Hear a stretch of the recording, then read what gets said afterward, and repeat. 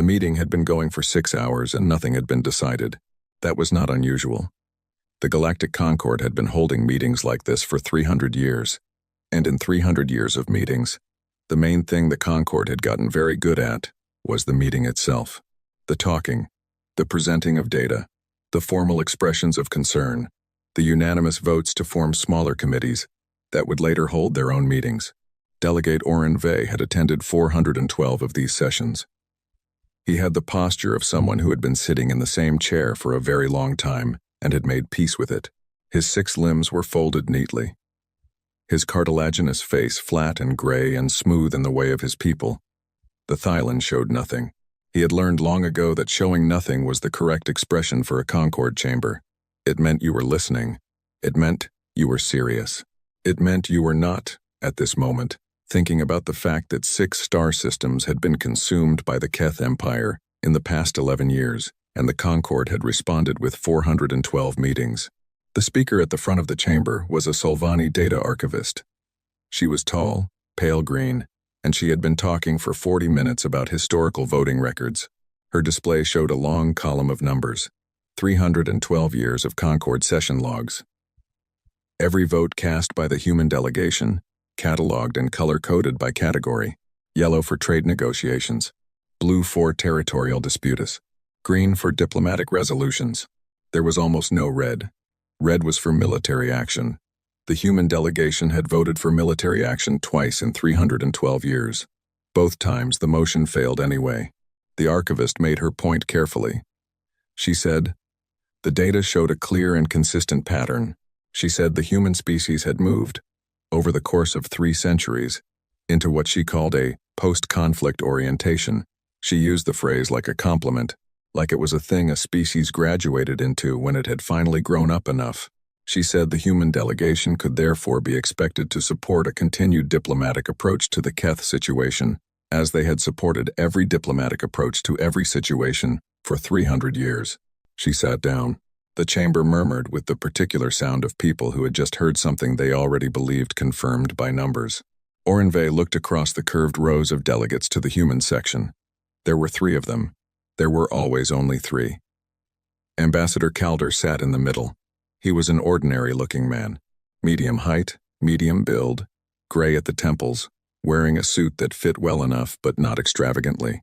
He had a habit of looking at his shoes during presentations, not because he was bored. Oren had watched him long enough to know that, but because he was thinking. He looked at his shoes the way other people looked at the ceiling. Like the floor held something useful. He was looking at his shoes now. He had been looking at his shoes through the entire 40-minute presentation. Oren had known Calder for 11 years. He had never once seen the man use the wrong word, had never seen him arrive late, had never seen him flustered or surprised or even, honestly, very interested. He existed in the Concord chamber with the calm of a man who had already read the ending of the book and was simply waiting for everyone else to catch up. Oren used to find it reassuring. He was less sure about it today. The session moved to open statements. 6 delegates spoke. They all said variations of the same thing, which was that the Keth expansion was troubling, that the Concord must respond with measured resolve, that dialogue remained the most powerful tool available to a civilized galaxy. The Keth ambassador present via transmission from a ship that was, at this moment, moving through a system. It had no legal right to be in. Listen to all of this, with the expression of a large animal, watching smaller ones arrange themselves. His name was Third Voice Aketh. He was not the decision-maker. That was Grand Arbiter Suveth, who sat further back in the transmission frame, in a chair that was slightly larger than Aketh's, wearing robes that were slightly more decorated, and who had the look of a creature that had never once in its entire life been told no and made to believe it. Aketh spoke when the open statements ended. He used the word times, administrative, times, 11 times. Every occupied system was an administrative realignment. Every displaced population was an administrative transition. Every destroyed station was an administrative incident under review. The Keth were very good at paperwork. They had learned that paperwork, done correctly, could absorb almost anything. Then Suveth leaned forward. He spoke directly. He did not use diplomatic softeners or Concord formal language. He said the outer border territories, the ones that sat between Keth-controlled space and human colonial space, needed to be reclassified as buffer zones for the stability of the region. He said this the way a person says something that is already settled, the way you announce a decision rather than propose one. He called them buffer zones. He said it like they were already his. The chamber went into the particular silence of a room full of people who are surprised but are performing not being surprised. Several delegates began typing. Several others exchanged looks. The Solvani archivist, still seated near the front, let her display quietly go dark. Oren watched the human delegation. Calder looked up from his shoes. It was a small thing, a simple thing. He raised his head and looked at the transmission image of Suveth, and his expression did not change, not the eyebrows, not the set of the jaw, not the line of the mouth, and he said, in a voice that was perfectly moderate and perfectly clear, "We'll see what we can do." That was all. The session moved on. More statements. A proposal to send a formal letter of concern. A vote to form a subcommittee. The ordinary machinery of a Concord meeting turning its ordinary wheels. But Oren kept thinking about those 6 words. We'll see what we can do. They were nothing words. Filler words. The kind of thing you said when you wanted to fill silence without committing to anything. He had heard Ambassador Calder say them before, in smaller rooms, about smaller things. He had never quite noticed, until now, that Calder said them with the same tone every time. Not evasive, not polite, patient, like a man who already knew what could be done and was simply not ready to tell you yet. The corridor outside the main chamber had high ceilings and long windows that looked out over the orbital station's exterior dock. Ships came and went in the dark outside, mostly Solvani freighters. A Thailand diplomatic shuttle. The usual traffic of a Concord session week. Oren caught Calder at the water station near the exit. The ambassador was pouring himself a glass of something clear. He did it the way he did everything, without fuss, without ceremony. Oren walked up beside him and said, "That phrase you used, we'll see what we can do. What did you mean by it?" Calder looked at him, not surprised to be asked. Not performing patience, the way some diplomats did the theatrical sigh. The deliberate pause meant to signal depth, just simply looking at him, the way you look at someone you have known for 11 years and trust to ask straight questions. Exactly what I said, Calder told him. The Keth just claimed human border space as buffer zones, in open session, in front of 300 delegates. Yes, and your response was 6 words. It was the right number of words for the moment. Oren's hands had started doing the flutter, the small involuntary vibration in his secondary limbs that Thailand developed when they were trying to process something their brain was not yet ready to file correctly. He pressed them flat against his sides. Calder, we have been partners in this chamber for 11 years. I have watched humanity vote for dialogue and patience, and measured response for 3 centuries of records. The Keth just told you to your face that they intend to take your border. What are you going to do? Calder finished pouring his water. He picked up the glass. He looked out the long window at the ships, moving in the dark. Ask me again in 20 years, he said, and he walked away down the corridor, his ordinary shoes making quiet sounds on the floor, unhurried, the way a man walks when he has somewhere to be and is not late. That night, ship night, the Concord station ran on an artificial 2-4-hour cycle. Oren sat in his quarters and pulled up everything he could find on humanity's current military status. It was not hard to find. It was all public. The Concord kept a military registry for all member species, updated quarterly. Humanity's entry was modest. 34 active combat vessels, mostly patrol class. 12 orbital defense platforms across their colonized systems. Standard armament. Nothing remarkable. They had not commissioned a new warship in 40 years. Their defense budget had been declining for 6 decades, reinvested into medical research, which the Concord had noted in several reports as evidence of a species in the mature phase of civilizational development, evolved past war. That was what the Solvani archivist had said, basically. Oren looked at the numbers for a long time. Then he thought about Calder's face when Suveth said times buffer zones. He tried to match the face to the numbers. It did not match. He could not say why. He told himself it was tiredness. He had been in sessions for 6 hours and his joints ached in the way of Thailand, who sat in chairs designed for bipedal species. He told himself that Calder was simply a calm man, and calm men did not always mean something by being calm. He filed his daily report to the Thailand Diplomatic Commission. He wrote that the session had produced no resolution. He wrote that the Keth were escalating. He wrote that the human delegation had been present and engaged. He did not write what he was actually thinking, because he was not sure what he was actually thinking. He lay down in his bunk and looked at the ceiling. He thought, "Ask me again in 20 years. He had heard Calder say that phrase 11 times in 11 years. He had tracked them, vaguely, without meaning to. Some people have phrases they return to. Verbal furniture, things they carry because they are comfortable. Oren had assumed that was what it was. He had not, until tonight, thought to count how long Calder had been saying it. He pulled up his personal correspondence archive. Old messages, years back. He searched Calder's name, filtered by that phrase. It appeared in messages going back 40 years. 40 years of times ask me again in 20 years. Said to different people, in different rooms, about different things, always in the same tone, always with the same patience. Oren lay in the dark for a while, his secondary limbs very still now, the flutter gone, replaced by something quieter and less easy to name. He thought, patience is just waiting when you have nothing. Then he thought, unless you have something. Then he thought about what kind of something a species might have that it kept quiet about for 40 years. He did not get an answer that night. He did not get a good answer for another 3 years. 3 years moved the way years always move in the Concord in meetings, in memos, in formal expressions of concern. The Keth took 2 more systems. The Concord formed 3 more subcommittees. Humanity voted for dialogue each time. Calder retired. He was replaced by Ambassador Senna, who was younger, and who had the same quality. Calder had that unreadable steadiness, that patience worn like a second skin. She attended sessions, voted consistently for measured response, and said things like, "We believe in the process," with a face that gave you nothing. Oren watched her the way he had watched Calder. He was not sure what he was looking for. He found himself, in his private hours, going back to the public military registry, checking humanity's numbers. They never changed much.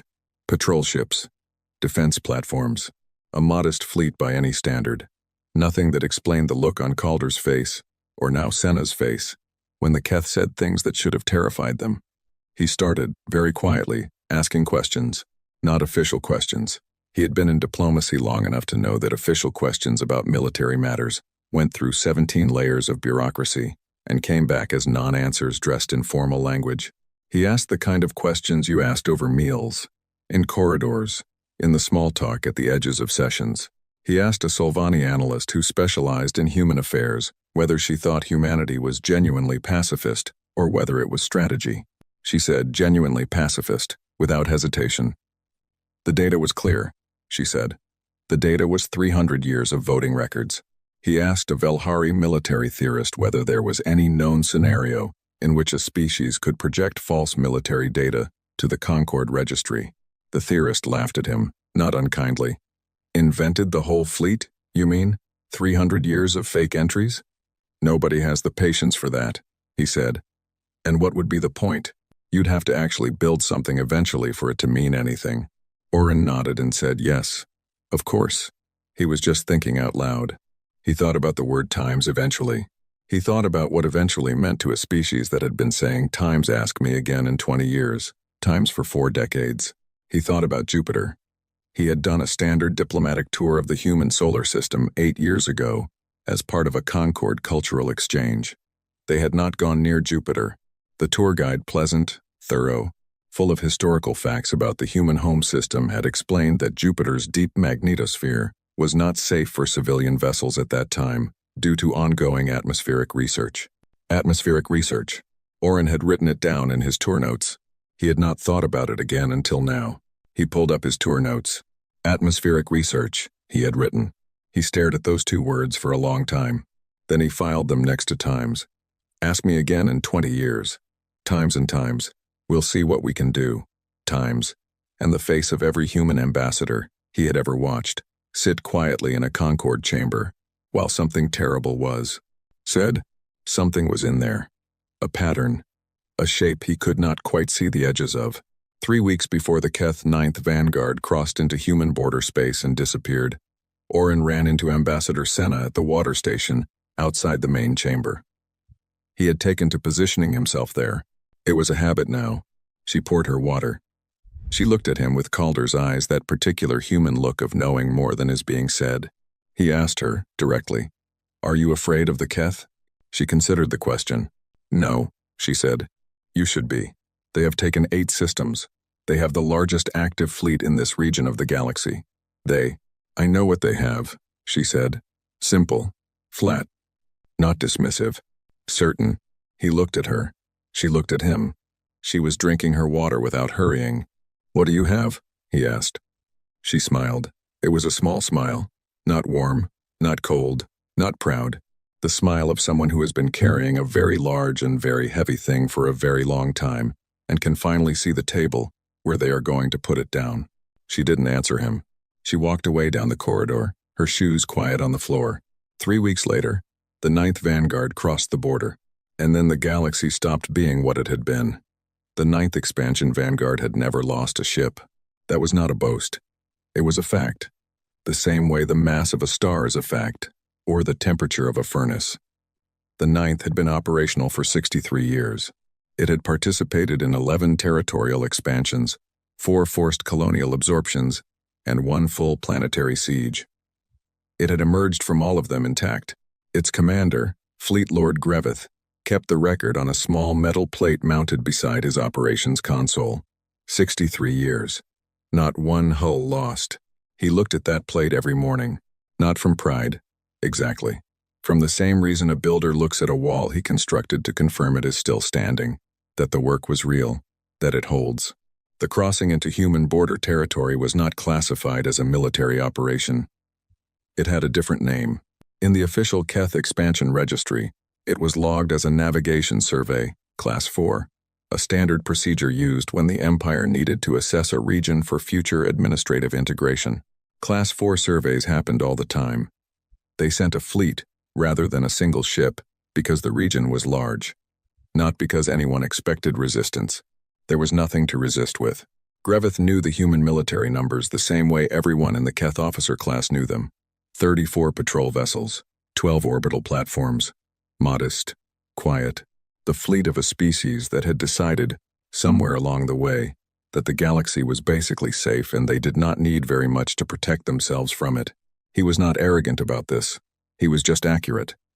The survey fleet crossed the border marker at 0300 station time, 12 ships in formation, the 9th's standard survey configuration.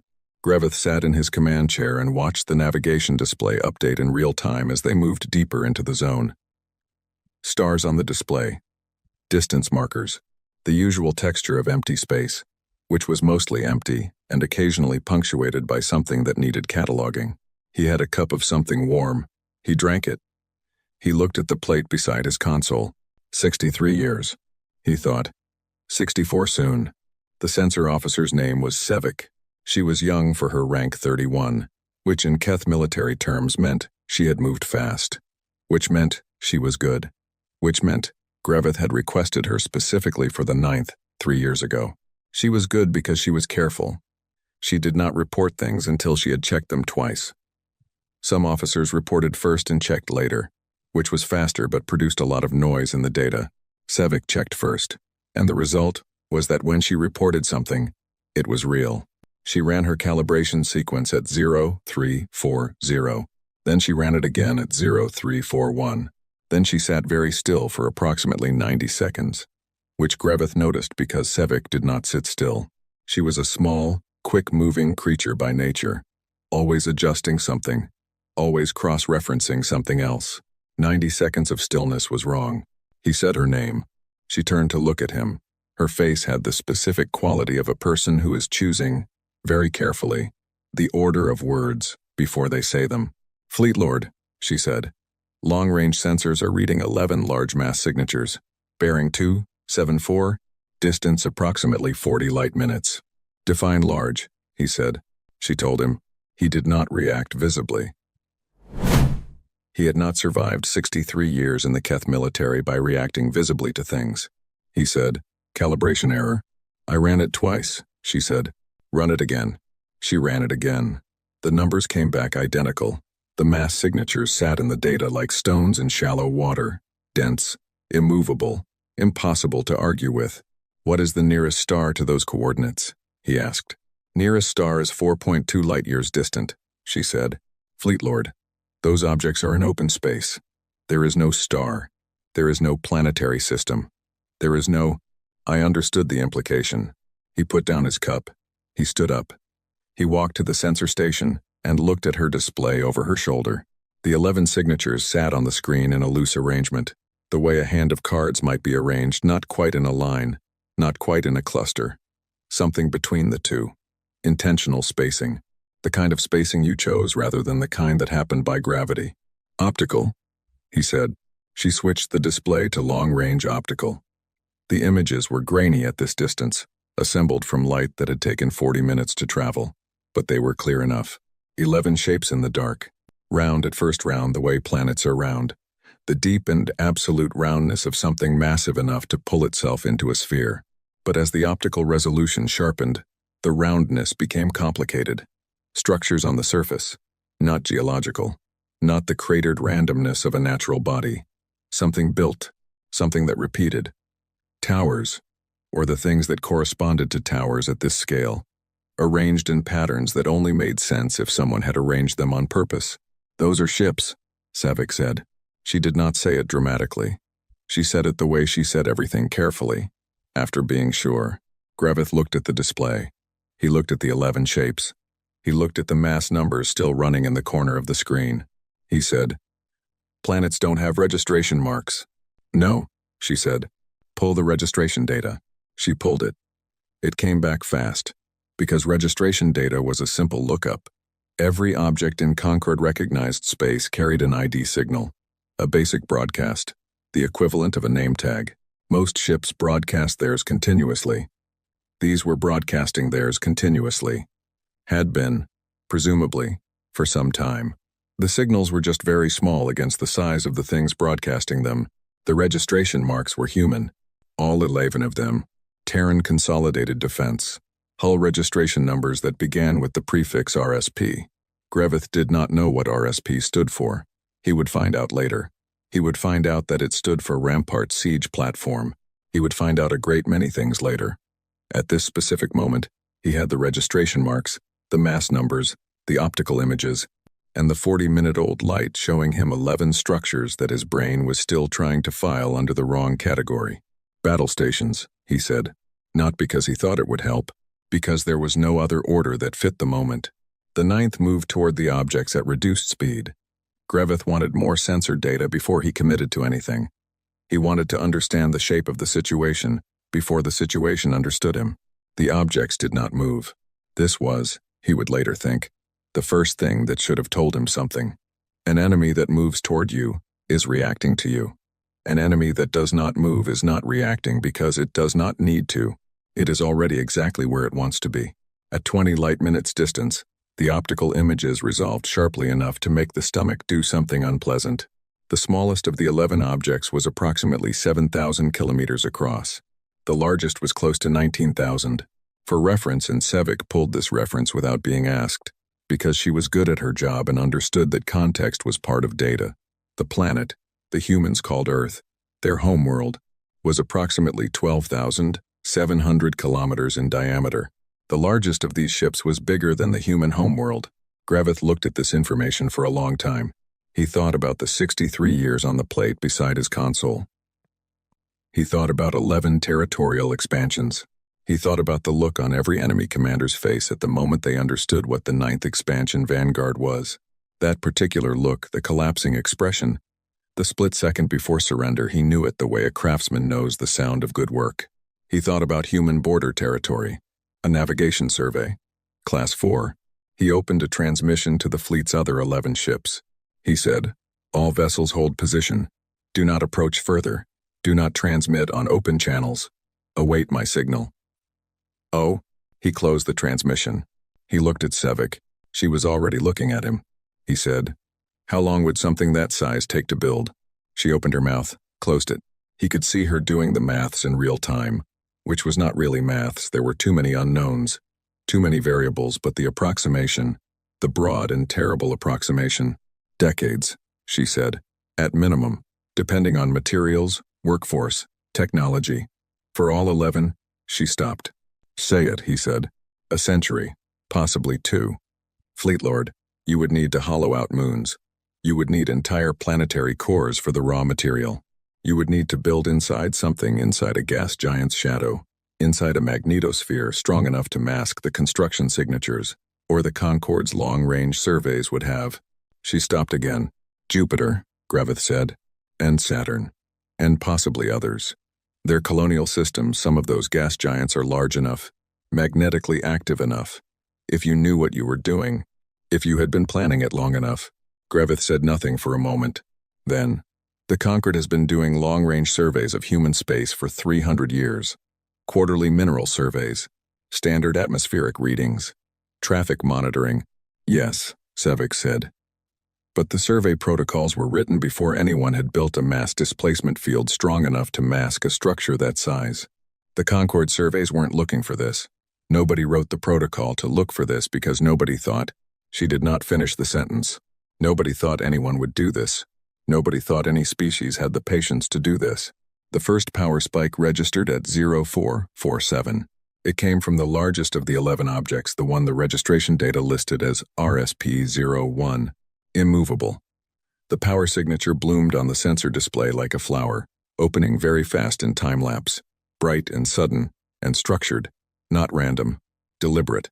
The specific electromagnetic fingerprint of a weapon system drawing power, which Sevik recognized because she had seen it on every Keth warship she had ever served on, and because some things look the same no matter what size they are. The scale was different. The scale was the problem. The RSP-01's weapons power draw was equivalent to the entire combined output of all 12 ships in the 9th Expansion Vanguard. Combined. Running. Everything. All at once. That was one weapon. On one ship. Of 11. Fleetlord, Sevik said. Her voice was exactly what it always was. Careful. Precise. The voice of someone who checks twice before she speaks. Greveth had always found it steady. A good sound in a difficult moment. Recommend immediate course reversal. And he was already composing the emergency transmission to the Concorde. He was composing it in his head, finding the right words, the formal language of an official report, the structure that would make someone who was not here understand the weight of what was here. He thought about those words for 11 seconds. He had a talent for words. It was one of the reasons he had made Fleetlord. He could not find the right ones. He typed. In the end, in plain language without the formal headers, there are 11 of them. Human registration. Each one is the size of a world. They are powered and armed, transmitting full sensor telemetry now. We are. The carrier signal died. Not cut. Not blocked in the usual sense of the word. The transmission simply stopped having anywhere to go. The deep space relay they had been routing through was there one moment and then producing no response the next, which was not the same as being destroyed but which meant the same thing in practice. Sevik turned from her console. Her face was doing something he had not seen it do before. Not fear, exactly. Not the obvious kind. The kind that looks like a person suddenly understanding the actual size of a room they thought was smaller. Fleetlord, she said. They've been watching us since we crossed the border. He knew that.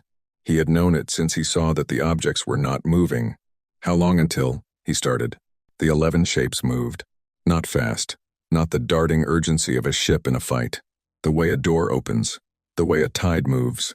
The unhurried, absolute motion of something too large to need to hurry. Moving because it has decided to move. And the decision was made a long time before this moment. All ships, Greveth said.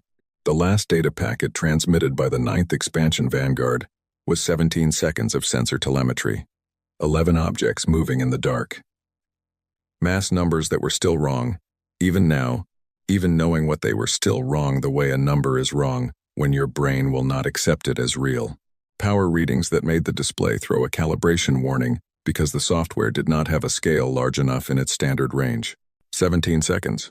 Then the carrier signal became static. Then the static ended too. Orenve was in his quarters when the data packet arrived at the Concorde relay station. He was not asleep. though it was ship night. He had not been sleeping well for 3 years. He had developed a habit of sitting at his desk in the dark, reading old reports, looking for the shape of the thing he could not name. His console chimed. Emergency priority. He opened it. The data packet was small. 17 seconds of sensor telemetry from a Keth fleet designation he did not immediately recognize. He ran the ID. The 9th expansion Vanguard. Undefeated, 63 years of operation. Currently on a navigation survey in human border territory. He opened the telemetry. He watched it. He watched it again. By the third viewing, his secondary limbs were doing the flutter hard, uncontrolled, nothing like the managed tremble he usually kept it to. He pressed them flat, and they would not stay flat. By the fourth viewing, he was not looking at the 11 shapes anymore. He was looking at the timestamps. The registration marks were human. That was the obvious thing. The enormous, impossible thing. The thing that would be in every report written about this moment for the next 400 years. But the timestamps, the internal file data, the construction logs embedded in the registration, marks the way a craft writer embeds a signature. The timestamps were old. The oldest hull log he could read in the 17 seconds of data was dated 201 years ago. 201 years. Oren sat in the dark of his quarters and thought about every Concord session he had attended in 40 years. Every human vote for dialogue. Every quiet ambassador with patient eyes. Every Times Ask Me Again in 20 years. He thought about Jupiter. Atmospheric research. He thought about Calder. About Senna. About the expression that was not pride and not fear and not anything he had had a word for until now. He had a word for it now. It was the expression of someone who has been building something for 200 years and has finally, with great patience, finished. He filed the telemetry packet to the Concord emergency channel. He wrote in the subject line, "Human military assets, immediate assessment required." He stared at those words. He deleted them and wrote instead, "We were wrong about the humans." He stared at that too. He sent it without a subject line. He sat in the dark for a long time after, his limbs finally still, looking at nothing in particular, thinking about the distance between quiet and empty, and how long he had confused the two. The Concord Chamber had seen many things in 300 years. It had seen the signing of the Outer Reach Accords, which ended a border war that had killed 4 million people across 2 species. It had seen the collapse of the Vethani delegation in the middle of a trade session, a moment so politically catastrophic that the Concord had spent 11 years trying to diplomatically unring that bell.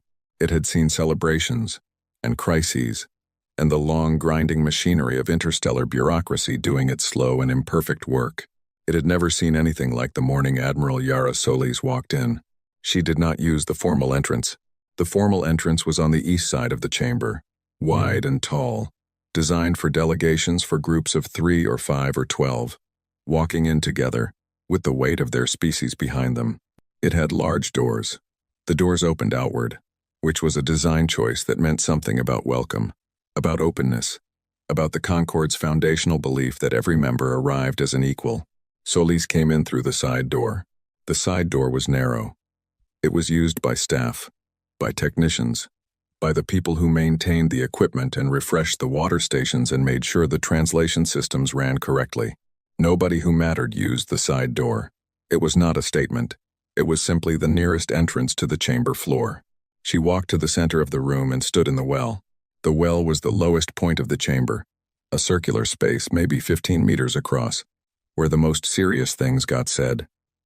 Delegations used it for formal addresses. Mediators used it for binding rulings. It had good acoustics and a full ring of visibility. Every seat in the house could see the well clearly. It was designed so that nothing said there could be missed. She stood in it like she had been there before. She had not. Nobody had checked her credentials at the door. Nobody had handed her a presentation order. She had simply walked in and stood in the well in the chamber, which had been buzzing with the noise of 400 delegates processing the worst intelligence report in Concord history. Went quiet. She was 61 years old, not tall, not imposing in any physical way that the word imposing usually implies. Her uniform was Terran Consolidated Defense, gray, plain, no decorations except the rank bars at the collar, and a single small pin above the left breast that nobody in the room could read from their seats. She waited for the room to finish being quiet. Then she put one image on the central display, just one. No title, no header, no presentation markers. One photograph, old, the color palette of a camera that had been doing its job in difficult conditions, high radiation, debris scatter, the kind of light that comes after something has been destroyed rather than before. The image showed a research station, what was left of one, structural frames bent outward in the specific pattern of an internal pressure event, which was the technical description of what happened when something explodes from the inside. Docking arms broken clean off. Habitat modules, the small round rooms where people slept, ate, worked, argued, made coffee, wrote letters home, punctured and dark. Floating near the largest fragment of the station's central hub, visible if you looked at the right part of the image, were shapes that the eye did not want to identify as what they were. The delegates who had been alive 300 years ago went very still. The Velhari delegate, old enough to have read the original incident reports, leaned back in her seat, with the expression of someone who has been tapped on the shoulder from behind and is not yet sure whether to turn around. The younger delegates began searching their archives. 300 years was deep history. The incident had a name, the Fomalhaut Skirmish, Keth Border Patrol, disputed navigation records, closed file. It had a casualty number, 61. It had an official Keth designation, an accidental navigation incident, under administrative review. The review had never concluded. Solis let them look at the image for a long time. Long enough that the people who were searching their archives found what they were looking for. Long enough that the people who already knew what they were looking at had to sit with knowing it. Then she said, 304 years ago, a Keth Border Patrol destroyed a human research station at Fomalhaut. 61 scientists, no military personnel, no weapons platform within 9 light years. The Keth filed it as an accidental navigation incident. The Concord accepted that filing. She paused. We did not. She did not use a podium. She did not use notes. She spoke the way a person speaks when they have said a thing so many times, inside their own head, over so many years, that the words have worn smooth, nothing rough left on them, nothing uncertain. Every word knew where it was going. She said, "What I am about to present is classified under Terran Consolidated Defense Protocol as Project Rampart. It has been active for 201 years. It has been known to no external government, no allied species, and no Concord member body. The information is being declassified now because the operational phase of the project began 11 days ago, when the Keth 9th Expansion Vanguard crossed the human border marker into survey territory." She brought up a second image, hull schematics. Clean, precise. The technical drawings of an engineering team that had been refining the same design for 2 centuries. The shape was roughly spherical, the way all very large things in space tend toward the spherical, but covered in structures, weapons arrays, propulsion banks, docking systems, sensor towers arranged with the dense and total coverage of something that was designed to have no soft side, no angle from which it was not a threat. A scale bar ran along the bottom of the image. The chamber read the scale bar. Several delegates made sounds, not words. The kind of sounds a body makes when the brain is processing something faster than language can keep up with. 11 vessels, Solis said, Rampart-class siege platforms, constructed inside the magnetospheric shadow of Jupiter, Saturn, and 9 additional gas giant bodies across human colonial space. Construction began 201 years ago on the first hull. The 11th hull was completed 4 years ago. She let that sit. The smallest platform in the Rampart fleet is 7,400 kilometers in diameter. The largest RSP-01, currently designated immovable, is 19,200 kilometers.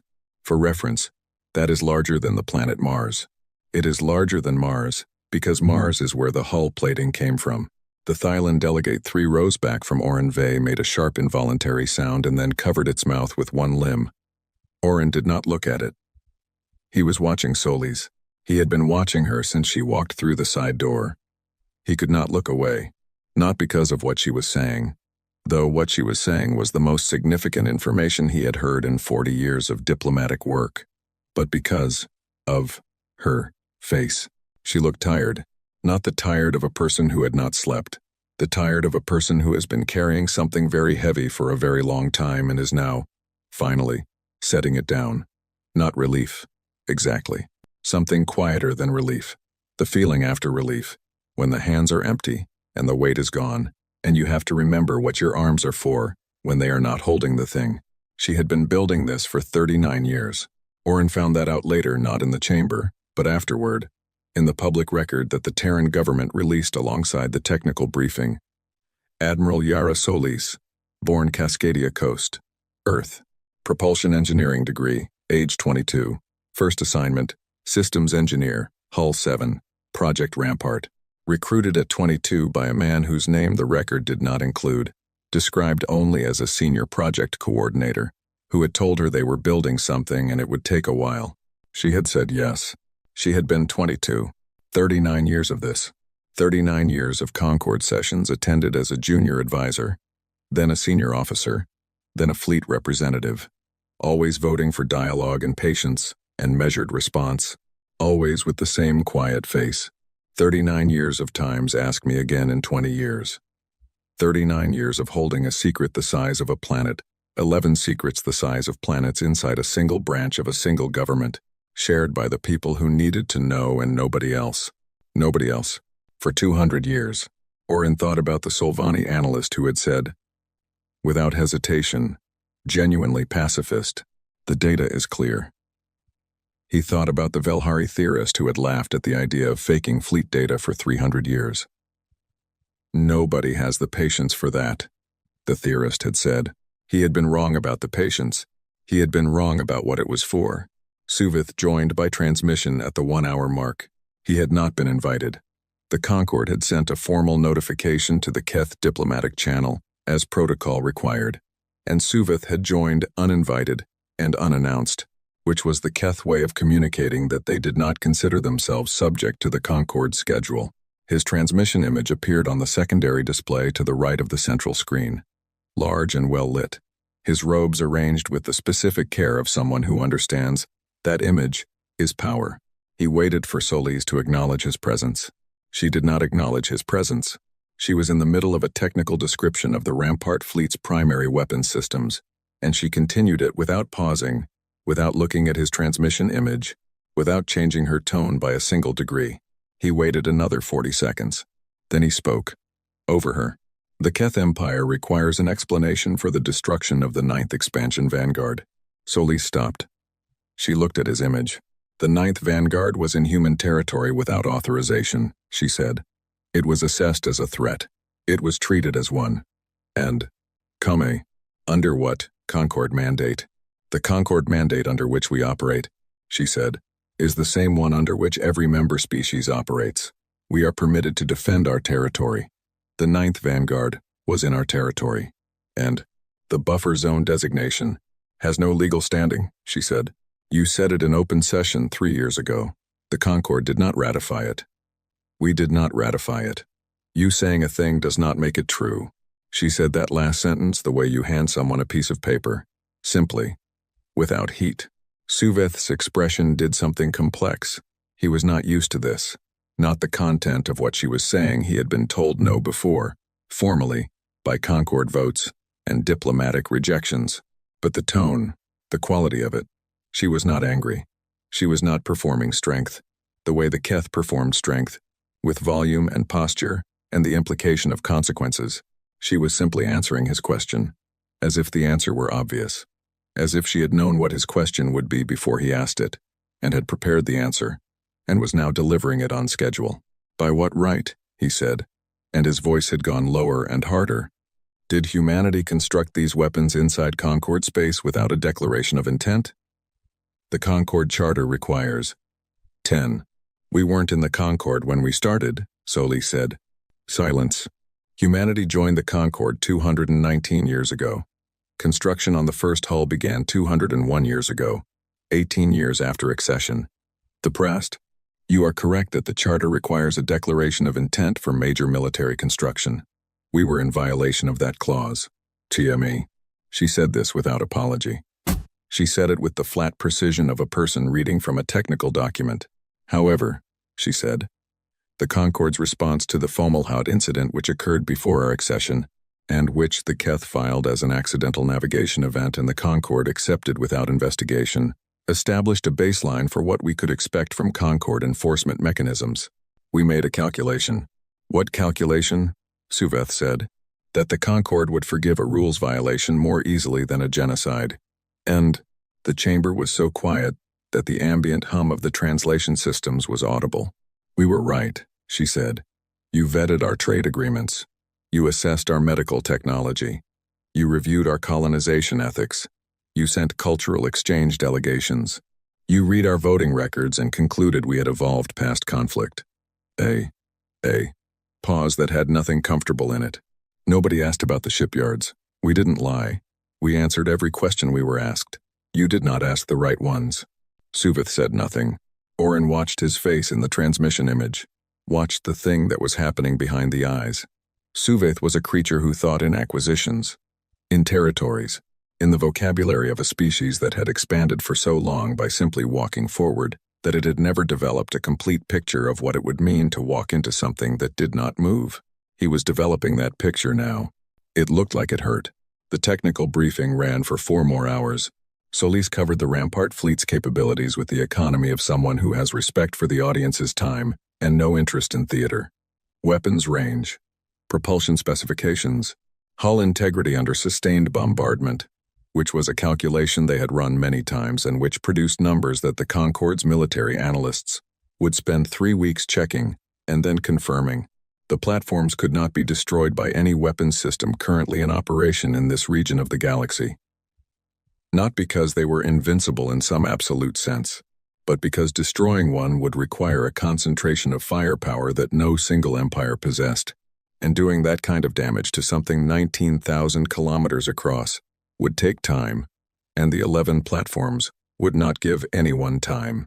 She covered the manufacturing history, the gas giants, the techniques developed specifically to mask construction signatures from the Concord standard survey systems, a branch of physics mass displacement field theory that humanity had invented and kept internal to the project for 160 years. She said it plainly. They had invented a physics discipline and told nobody. For 160 years. At the 5-hour mark, she took a single question from the floor. The Velhari delegate asked, "Why now? Why reveal this now?" Solis looked at her. "Because the Keth crossed the border," she said. "And because we are done waiting for the Concord to handle something the Concord has been failing to handle for 11 years. And if the Keth had not crossed the border..." Solis thought about this for a moment. A real moment, not a performed one. The kind of pause that meant the person was actually thinking rather than preparing to speak. "Then we would still be waiting," she said. "We are patient people." Oren found her in the corridor outside the chamber after the session ended. He did not plan to approach her. He was moving toward the exit, toward the transit bay, toward his quarters, toward the private space where he could sit with everything he had just heard and try to build it into a shape he could carry. But she was standing near the water station. Of course, she was near the water station. Of course it was there, and she was alone. And he stopped. She looked at him. She knew who he was.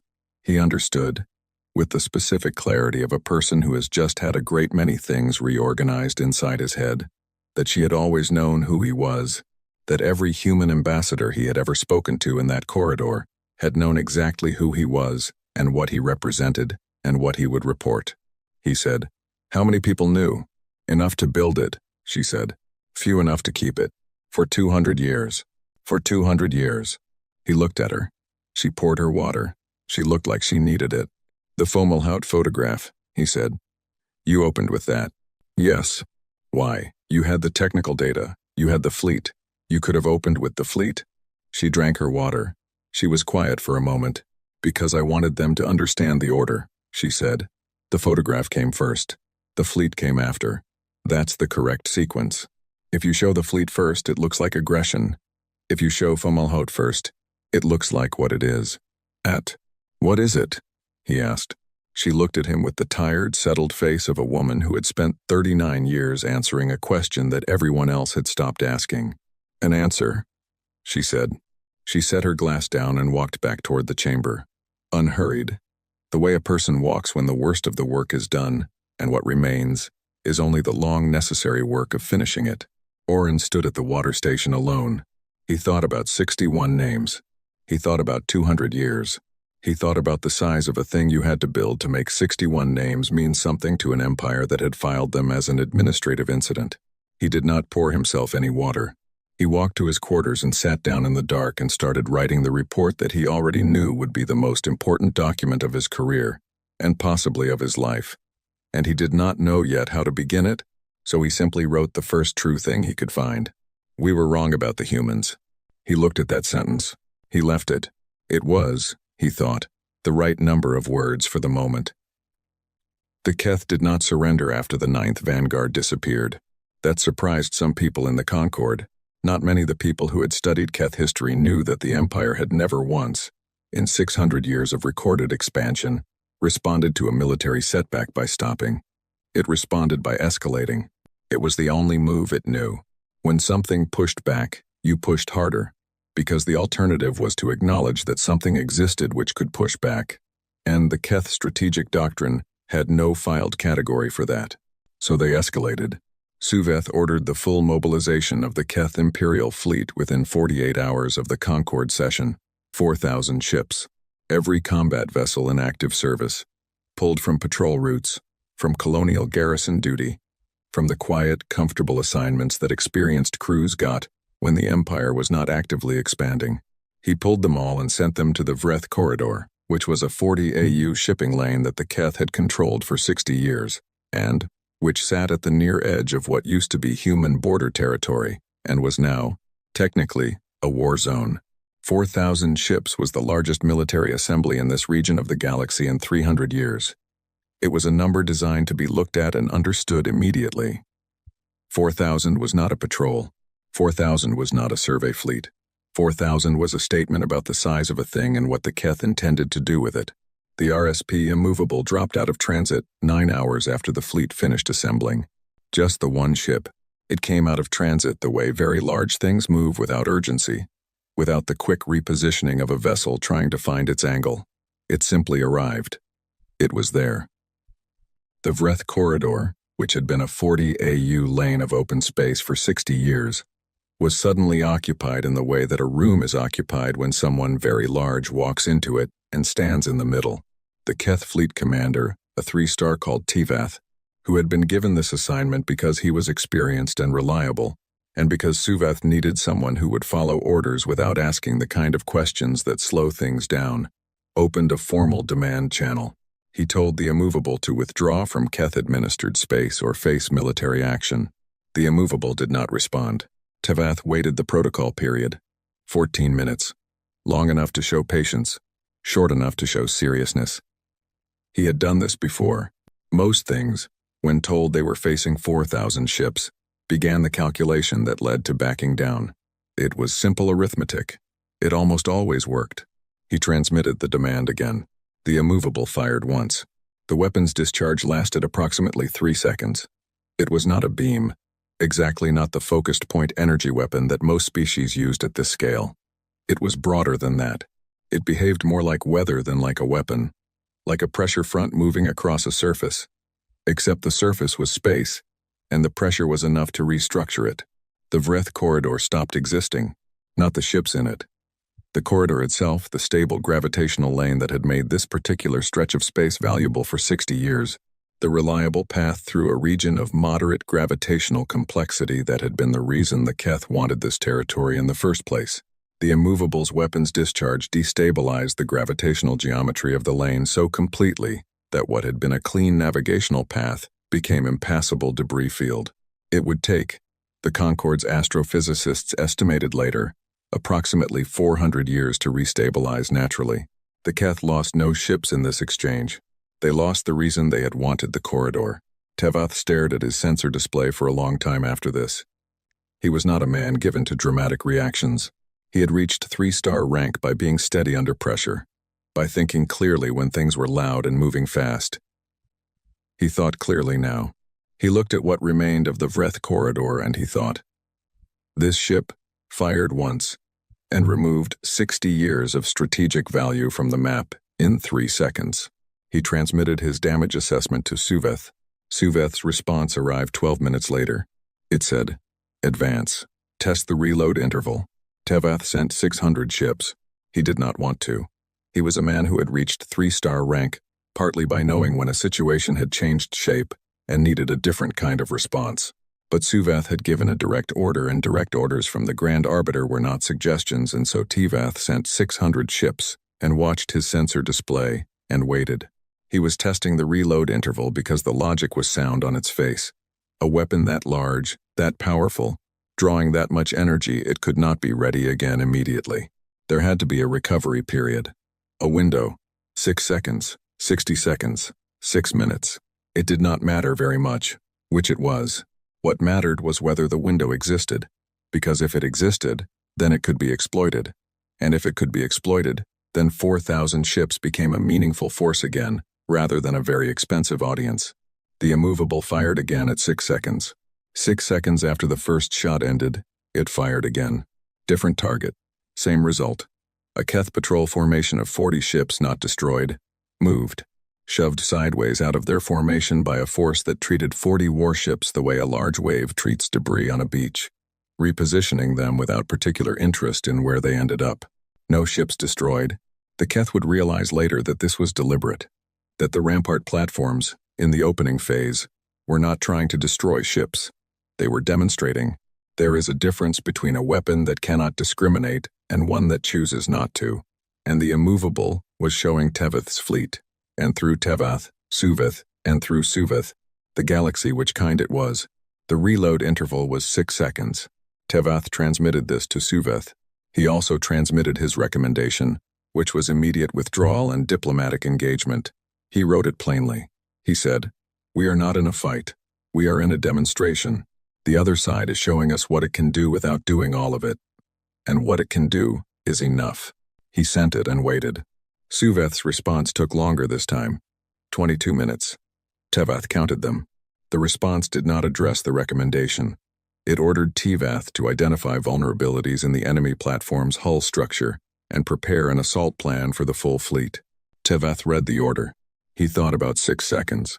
He prepared the assault plan because he had been given a direct order, and he transmitted it to Suvath. And in a separate encrypted channel, he transmitted a private message to his second-in-command, telling her that, if anything happened to him in the next engagement, she was to take the fleet and reverse course immediately, and not wait for orders to do so. Then he waited to see what Suvath would do with the assault plan. While Tevath waited, the Concord received a transmission from the Rampart Fleet Command. It was addressed to the full Concord membership and to the Keth diplomatic channel simultaneously. It was from Admiral Solis. It was 4 paragraphs long. The first paragraph stated that the Terran Consolidated Defense had begun active military operations against the Keth Empire in response to 304 years of unresolved aggression, beginning with the Fomalhaut incident and continuing through 8 illegal territorial annexations. The second paragraph stated that the Rampart Fleet's operational objective was not territorial. Humanity was not claiming any Keth systems. It was not seeking reparations of land. The third paragraph listed the terms under which operations would cease. All occupied territories returned to their original governing bodies. Full financial reparations to all displaced populations. A public accounting in the Concord record of every Keth territorial action for the past 300 years. With the Fomalhaut incident listed first, with all 61 names attached. The fourth paragraph said that, until these terms were met, the Rampart fleet would continue operations. It said this, without any particular emphasis, the way you state a fact about weather. The Concord read this transmission several times in the hours after it arrived. Several members immediately began drafting responses. Several proposed emergency sessions. Several contacted the Keth diplomatic channel to encourage urgent compliance before the situation escalated further. The Solvani archivist who had given the presentation about humanity's voting record 3 years ago read the 4 paragraphs and then sat at her desk for a while, not doing anything in particular, looking at the middle distance. She had spent 15 years studying humans. She had written a well-regarded paper about their post-conflict orientation. She thought about that paper. She thought about the word orientation. She thought about whether she had meant it the way it turned out to be true. She had not. The war lasted 7 months. It was not, technically, a war. It never produced a formal declaration of war, which the Concord Charter required before any action could be given that designation. The humans did not file one because they were not asking the Concord's permission. The Keth did not file one because filing one would mean acknowledging that they were losing it. It was called, in the Concord's official documentation, an armed engagement of unresolved status, which was the kind of name that only a body very good at meetings could produce for something that killed people and ended in a surrender. In those 7 months, the Rampart fleet destroyed no planets, no civilian stations, and no inhabited structures of any kind. This was not an accident. The targeting protocols had been written into the platform software 200 years ago, when the project was first designed. Humanity had spent 2 centuries building weapons capable of geological damage and had programmed them, at the foundational level, not to use that capability on anything with people in it. The Keth found this confusing. They were accustomed to a certain logic of war, which was that the side with the larger weapon used it to its full potential. Restraint, in Keth military doctrine, was a thing you showed from a position of relative weakness, to avoid losing too much while negotiating. It was not something you showed from a position of total dominance. It did not make sense from that position. It made sense to humans. The platforms moved through Keth-adjacent space in the 2nd month, not attacking, simply present. The site of a structure 19,000 kilometers across holding position above a Keth colonial world did not require explanation. It was the explanation. 3 of the 7 Keth core systems went into what Tevath's reports called voluntary compliance, which was a military term for the thing a population does when it looks up at the sky and performs the relevant arithmetic. No shots fired at those 3 systems. Just presence. Just the long, patient fact of the thing sitting there. In the 4th month, the Concorde received a request from a Keth intelligence team to communicate with the crew of the RSP Unyielding, which was the smallest of the 11 platforms, and which had been stationed near the Keth 4th system blockade. The intelligence team's stated purpose was strategic assessment. Their actual purpose, which was legible to anyone reading the request carefully, was to find a human who was demoralized, to find the crack in the thing, to find the person who was tired, or scared, or having doubts, and use that person as a lever. The Unyielding connected them to its general communications channel. The crew member who answered was Lieutenant Priya Ose, 28 years old, born in Lagos, Earth. 6 years into her posting on the Unyielding, she answered from what appeared to be a break room. She was eating a sandwich of some kind. She had a cup of something beside her and she picked it up while the Keth intelligence team was introducing themselves and took a long drink from it without appearing to consider this impolite. The intelligence team told her, in formal language dressed in diplomatic softeners, that they were interested in understanding the human crew's perspective on the ongoing conflict and whether there was openness to discussing alternative resolutions. Priya Ose finished chewing. She said, "You mean do we want to stop?" They said, carefully, that they were open to exploring the conditions under which both sides might find a path toward mutual de-escalation. She said, "Our conditions are in the letter Admiral Solis sent in month 1. They haven't changed. Has something on your end changed?" The intelligence team said that the Keth Empire remained committed to its territorial positions. She said, "Then I'm not sure what we're talking about." She took another drink. "You're welcome to keep trying, though. I've got nowhere to be." The intelligence team filed a report after this conversation. The report said the interaction suggested high morale and strong ideological commitment among human crew personnel, and that psychological pressure tactics were unlikely to be effective, given apparent complete alignment between individual crew members and command objectives. One analyst on the team, younger, quieter, someone who had spent 3 years studying human cultural history before joining the intelligence service, added a marginal note on the filed copy of the report. The note said, "I don't think this is ideology. I think this is just what they're like." He did not submit that note through official channels. He kept his copy. He took it out, sometimes in the years after the war ended, and looked at it. He thought it was the most accurate intelligence assessment he had ever produced.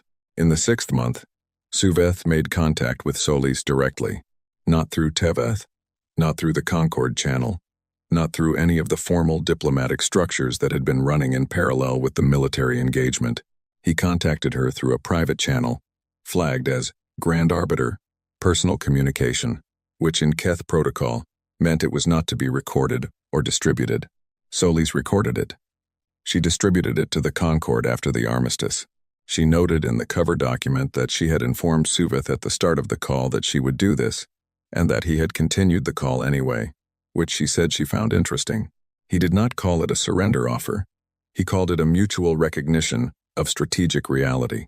He used formal language and the careful structure of a Keth high caste communication, all the vocabulary of a civilization that had been in charge for so long that even its retreating sounded like advance. He said the Keth Empire was prepared to enter a period of de-escalation. He said certain territorial questions might be revisited through proper Concord channels. He said he believed a framework existed for both parties to preserve their essential interests. Then he attached a file. The file contained 61 names. His research division had found them. Original colonial registry records, 3 centuries old, pulled from the Fomalhaut station's pre-incident personnel manifest. He presented them as a gesture of good faith, as evidence that the Keth administration was prepared to engage seriously with the historical record. He said, "We acknowledge these individuals." Solis looked at the file. She did not respond for 4 days. The Keth read this as deliberation, as the necessary processing time for a significant diplomatic development. Tevath, who was still commanding the fleet with the careful steadiness of a man who had been given no new orders and intended to follow his old ones precisely, until told otherwise, transmitted to Suveth that the human fleet had made no new movements and that this seemed like a positive indicator. Suveth agreed. He told his council that the humans were considering his offer and that he expected a response shortly. His council agreed. They had not won anything yet, but they had found the language to describe stopping as something other than losing, which was, in the Keth understanding of things, most of the work. Solis was not deliberating. She had known what she was going to say before the call ended. She needed 4 days to be alone with 61 names without being an admiral about it, without the rank in the project and the 200 years and the 11 platforms sitting in the dark, to sit somewhere quiet and read the names and let them be what they were, which was 61 people who had been somewhere cold and far from home, doing work they believed in, and had not come back. She read each one. She said each one out loud, once, into the quiet of her private quarters on the Immovable's residential level, where the walls were plain and the light was low and there was no one to report to and nothing to present. Then she put the file away. She called Suveth back on the 5th day. She said, "Your terms are not our terms. Our terms have not changed." He said, "What do the humans want from this? You are not claiming territory. You are not seeking to govern. What is the point of all of this if not, we already have what we want," she said. Which is, she looked at something off-screen. He could not tell what. The recording captured only her face, which was the tired, settled face of a woman at the end of a very long job. "The Concorde has a public record," she said. "Everything that goes through Concorde channels stays there, permanently. Your filing of the Fomalhaut incident is in that record. The closed review is in that record. Your votes, your borders, your decisions, 300 years of them. When we file the counter record, the full accounting of every action, starting with 61 names that goes in too, permanently. Whatever happens next, whatever the Keth does or doesn't do, those names are in the record. They are no longer an administrative incident, under review." Suveth said nothing. "That's what we have," she said. "That's what we came for."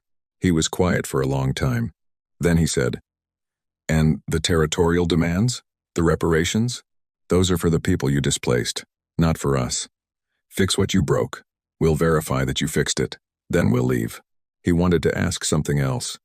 She could see it on his face, the thing he could not ask through official channels, the thing that did not fit the vocabulary of a grand arbiter. He wanted to ask whether it was really about 61 names, whether a species had truly spent 2 centuries building 11 planet-sized warships because an administrative review never concluded. She would have told him yes. She would have said, "We are patient people, but we do not forget, and the 2 things together are more dangerous than you knew." He did not ask. He agreed to full terms 31 days later.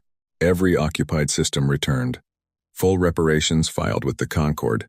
The public accounting published in the Concorde record with Fomalhaut listed first and all 61 names in the opening paragraph, and underneath them, without comment, the names of every person lost in 7 months of engagement on both sides. The list was longer than 61 now. Solis read every name on the new edition, too. She read them the same way out loud. Once, in the quiet of her quarters. Then she filed her operational closeout report, which was 14 pages of technical summary and 2 sentences of personal statement, and she went to the observation deck of the immovable and looked out at the stars for a while, and she thought, the theory was wrong, but the answer was right, and she was not sure what to do with the distance between those two things. She stood there for a long time. She did not reach any conclusions. She went to bed. The Concorde documentation mission was Oren Vey's idea. He had proposed it 3 weeks after the armistice was signed, in a written memo to the Concorde's Cultural and Historical Commission, which was the body responsible for maintaining the official record of significant events. The memo said that the Rampart fleet represented the most consequential military development in this region of the galaxy in 3 centuries, and that the Concorde had both an institutional obligation and a historical duty to document it properly. It said that proper documentation required direct access. It said that a senior diplomatic representative should be permitted to visit the fleet, tour the facilities, and produce a first-hand account to sit alongside the technical briefings and sensor data that already existed in the record. The commission approved it in 48 hours, which was fast for the Concorde. Oren suspected they approved it quickly because nobody else wanted to go. He understood that. He had watched the reactions in the chamber when Solis put up the scale diagram. He had watched the involuntary sounds people made when they read the measurement bar. There was a specific kind of vertigo that came from encountering something that broke your sense of proportion, not just surprised you, but fundamentally altered the spatial grammar you used to understand the world. Most of the delegates were still processing that vertigo from a comfortable distance. They were not in a hurry to stand next to the thing that caused it. Oren wanted to stand next to it. He was not sure why, exactly. He was 63 years old, and had spent 4 decades in diplomatic work that had trained him to understand things at a remove, through reports, through briefings, through the mediated language of formal communication. He had been understanding the Rampart fleet at a remove for 3 weeks now. The understanding sat in his head like a fact he had memorized without quite believing. He needed the thing itself. He needed to put his body in proximity to it and let his body confirm what his mind kept questioning. The Terran Consolidated Defense approved his request in 6 days. He boarded his transit vessel, a Thailand long hauler, the same class he had traveled in for 40 years, reliable and comfortable, and sized for a species with 6 limbs, and a strong preference for having enough room, and set out for the coordinates where the Rampart fleet was holding station. He had been in transit alongside the immovable for 6 hours before the briefing materials told him the ship had come into sensor range. He went to the viewport. The immovable filled it. Not partially, not mostly, completely. All 6 viewports on the long hauler's observation deck, 4 to aft, top to bottom. The immovable filled every one of them, as if the glass had been painted over with a surface that was gray and structured, and went on in every direction past the edge of sight. Oren stood at the main viewport and looked, and his brain kept trying to resolve what it was seeing into something it already had a category for. A wall, a cliff face, a very large station. It kept failing. The scale defeated every comparison before the comparison could finish forming. He had known the number. 19,200 kilometers. He had read it many times. He had looked at diagrams. He had seen the Concorde scale model, which was itself the size of a building and had been constructed specifically to help member species process the proportions. None of that was the same as this. He stood at the viewport for a long time. He thought, there are people inside that. People who ate sandwiches and slept and had opinions about things. People who had gotten up every morning for years and gone to their stations and done their work inside something that, from the outside, looked like geology. He thought, and none of them told anyone. He had to sit down after a while. Not because he was frightened, though there was something in the vicinity of fear moving around in his chest. Because his legs had decided that standing required more confidence than he currently had access to. Solis met him at the docking collar. She was in her uniform, plain gray, the same as always. She looked like herself, which was to say she looked like a woman who had put down something very heavy not long ago and was still deciding what to do with her hands. She looked slightly more tired than the last time he had seen her, which he had not thought was possible. She shook his hand. The human gesture. He had learned it decades ago and performed it without thinking. Her grip was firm and brief. She said, "How was the transit?" He said, "Long." She nodded. She turned and led him into the ship. The corridor was wide enough to fit a parliament building. He knew this because the Thailand Parliament building was a structure he had walked through many times. And as he walked through the Immovable's main access corridor, he found himself automatically measuring it against that familiar interior. The way the brain uses known spaces to calibrate unknown ones. The Parliament building's grand hall, the central space that tourists visited, that school groups had their photographs taken in, that had appeared in the background of 1,000 official government images, would have fit in this corridor without touching the walls, with room on both sides. With room on both sides. The ceiling was high enough that lights had been installed at 3 different levels, because one level of lighting could not reach the floor from the top. He walked beside Solis and said nothing for a while. The sound of his footsteps was very small. "How many people are stationed on this ship?" he asked. 42,000, she said. "That's not very many. For something this size. It doesn't need many people to run. Most of it is systems. Automated. The crew is here because systems need people to catch what they miss. And to make decisions," he said. "And to make decisions," she agreed. They walked. The corridor branched and rebranched. She led him with the ease of a person navigating a space they knew in their bones, not thinking about the route, just going.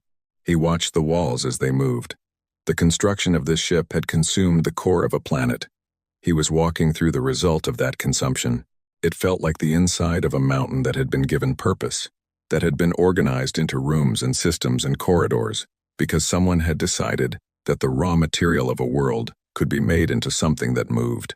He thought about the people who had built this, not the engineering teams, the idea. The person, 200 years ago, who had stood somewhere and thought, "We need to build something that cannot be answered," and had not announced it, had not filed it with the Concord, had not sought permission or approval or consensus, had simply begun. "Can I ask you something?" he said. "You're here to ask things.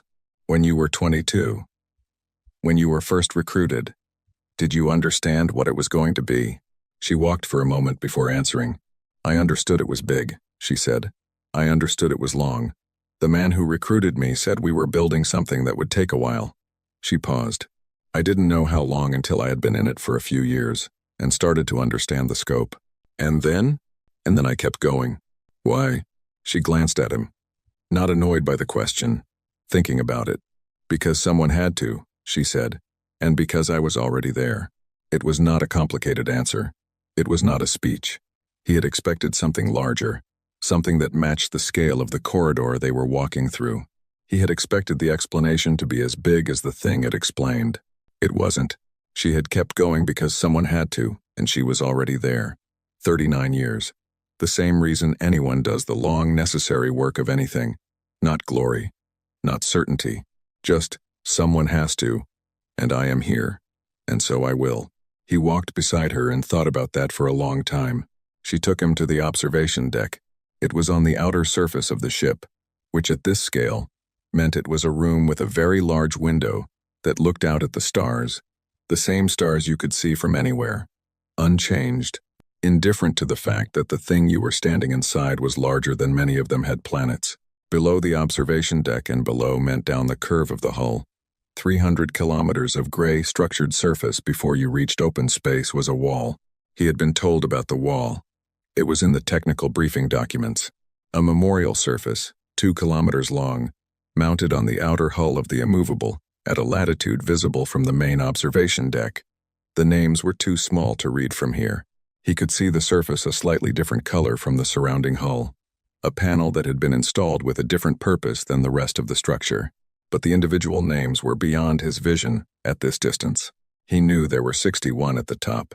He knew there were more below them. He stood at the window and looked at it for a while. "The names that were added after the armistice," he said. "The crew voted? Unanimously," she said. "There was no debate about it. Your people and theirs together." Yes, he thought about that. A wall on the outside of a warship, in the cold of space, carrying the names of the people on both sides of the thing the ship had been built to end. He thought about who had built this ship and why. He thought about the distance between building something and using it, and the grief that lived in that distance. The theory, he said. He had been carrying the phrase since she said it in the corridor after the armistice. You said the theory was wrong. She looked at the wall. The theory was deterrence, she said. You build something big enough, present enough, patient enough, and you never have to use it. The existence of the thing is the argument. Nobody reaches for a confrontation they know they cannot survive. That's a reasonable theory. It is. It works in most models. The Keth broke it because the Keth didn't know about the thing. You can't be deterred by something you don't know exists. She was quiet for a moment. So the theory was wrong, or the implementation was wrong, or both. And, could you have told us earlier? Shown the fleet before it came to this? She thought about it. A real thought, not a performance of one. Maybe, she said. If we had revealed the fleet 20 years ago, the Keth might have pulled back. Might have stopped at 6 systems instead of 8. But the Concorde would have moved immediately to restrict the fleet. Decommission it, probably, or place it under joint command, which is the same thing in practice. She turned slightly from the window. The only reason the fleet exists is that nobody knew about it. The moment it was known, it would have been managed. And managed means dismantled. You don't trust the Concorde. I trust the Concorde to do what it does, which is manage, which is find the compromise position between the thing that is right and the thing that is easy. She paused. 61 people didn't get a compromise position. He did not argue with that. He looked at the wall on the hull. The names he could not read from here. What happens to the fleet now? He asked. It stays, she said. The platforms stay.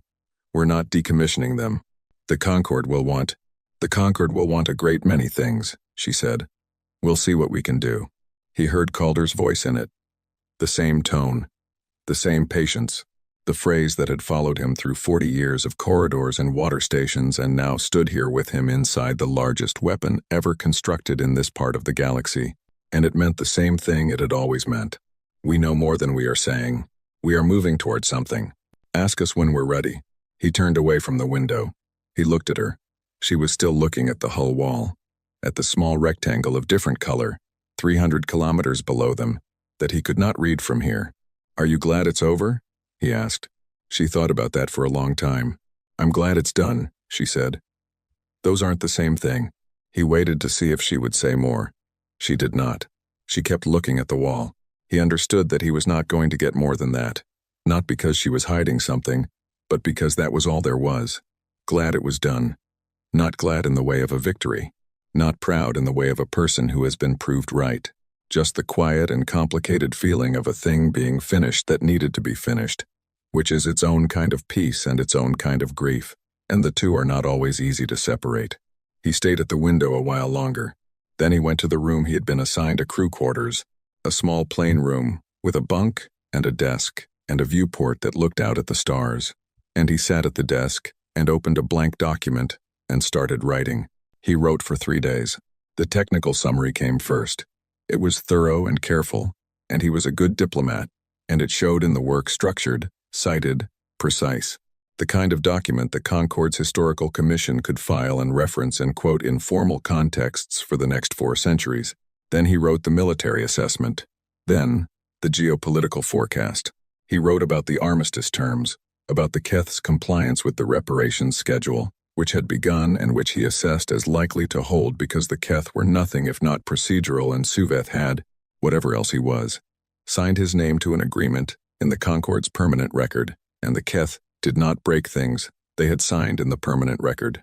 He wrote about the Rampart fleet's future status, about the Concorde's ongoing conversations with the Terran government, about oversight and transparency going forward, about the new protocols being written for construction monitoring, for military disclosure, for the particular gap in the charter that humanity had spent 200 years quietly living inside, about the 15-member species who had, in the week since the armistice, opened quiet private channels with the Terran government to ask about propulsion technology and mass displacement field theory, and whether humanity would consider sharing certain developments with the broader community.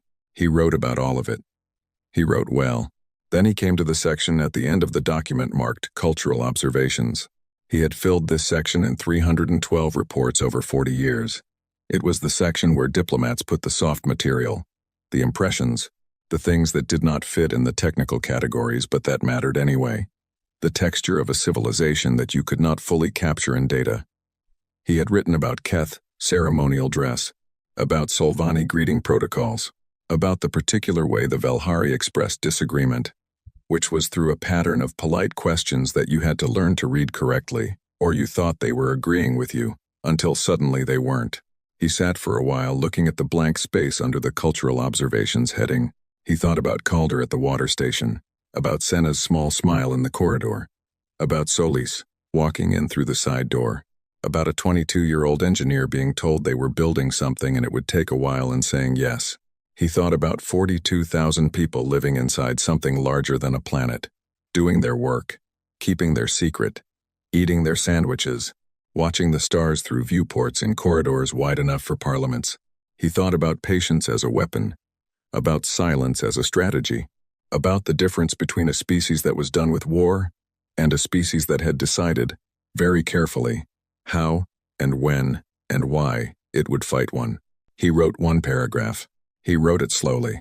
He rewrote it twice. He looked at it for a long time when he was done.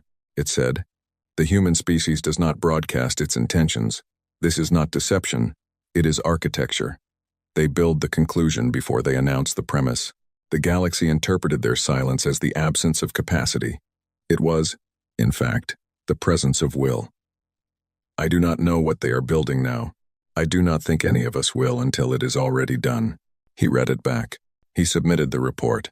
He closed his document and sat for a while at the desk in his small plain room, looking out the viewport at the stars that went on past, seeing in every direction, unchanged and indifferent.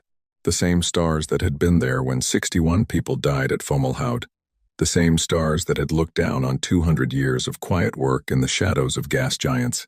The same stars that would be there long after everything that had happened here was deep history and somebody else's problem. He thought, I have spent 40 years watching humans, and I understood almost none of it. He thought, and they knew that. The whole time they knew exactly what I understood and what I didn't. And they were patient about it. And they did not correct me. And now, here we all are. He put his hand flat on the desk. The desk was made of something he did not recognize. Not metal. Not any composite he knew. He had not thought to ask what it was made of. He thought about asking Solis the next morning. Then he thought about where the material had come from, and decided he already knew the answer. Mars. He was sitting at a desk made from the core of a dismantled planet, inside a ship that was built from the same source, and the ship was the size of the planet that used to be there before someone decided it was more useful as an answer. He sat in that room for a long time. He did not sleep well. He did not think he was going to sleep well for quite some time. Outside his viewport, the stars did not move.